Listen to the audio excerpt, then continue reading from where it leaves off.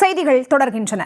மயிலாடுதுறை மாவட்டம் தரங்கம்பாடி அருகே 11ஆம் வகுப்பு மாணவிக்கு பாலியல் தொல்லை கொடுத்ததாக வேன் ஓட்டுநரை போக்சோ சட்டத்தின் கீழ் காவல்துறையினர் கைது செய்துள்ளனர்.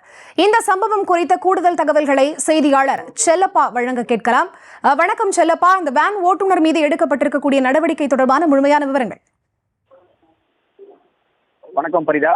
மயிலாடுதுறை மாவட்டம் தரங்கம்பாடி தாலுகா சேத்தூர் கிராமத்தில் வசிக்கும் கலிய பெருமாள் மகன் மதுமோகன்.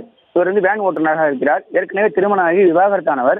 இவர் தனது சொந்த வேனில 25க்கும் மேற்பட்ட பள்ளி மாணவர்களை அவர்களது வீடுகளில் இருந்து பள்ளிக்கு அழைத்து சென்று மீண்டும் வீட்டில் விடும் வேலை பார்த்து வருகிறார். இந்த நிலையில இன்று வழக்கம் போல மாணவர்களை அழைத்து சென்று பள்ளியில் விட்டுள்ளார். அப்போது வேனில் வந்த மயிலாடுதுறையில் உள்ள அரசு உதவி பெறும் மேல்நிலையில் 11ஆம் வகுப்பு மாணவி ஒருவரிடம் வேனில் வந்த அனைத்து மாணவர்களையும் வருகை பதிவேட்டில் எழுத வேண்டும் என்று கூறி அந்த மாணவியை மட்டும் பள்ளியில இறக்கிவிடாமல் வேனிலையை அழைத்து சென்று மயிலாடுதுறை அருகே உள்ள அவையாம்பாள்புரம் என்ற பகுதியில வேனிலையை வைத்து அந்த மாணவியிடம் பாலியல் தொந்தரவுல ஈடுபட்டிருக்காரு. அப்போது மாணவி எதிர்ப்பு தெரிவிக்கவே மாணவியை கொண்டு மீண்டும் பள்ளியிலே இறக்கிவிட்டு வேன் ஓட்டுநர் சென்று விட்டார். இது சம்பந்தமாக பள்ளி மாணவி பள்ளியின் உள்ளே சென்று பள்ளி நிர்வாகத்திடம் நடந்ததை கூறினார்.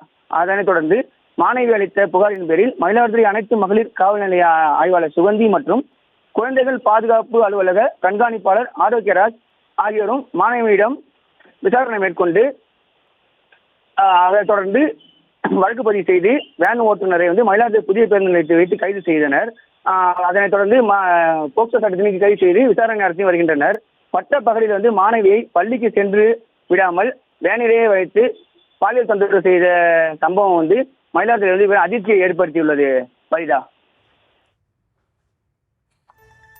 விவரங்களுக்கு நன்றி செல்லப்பா.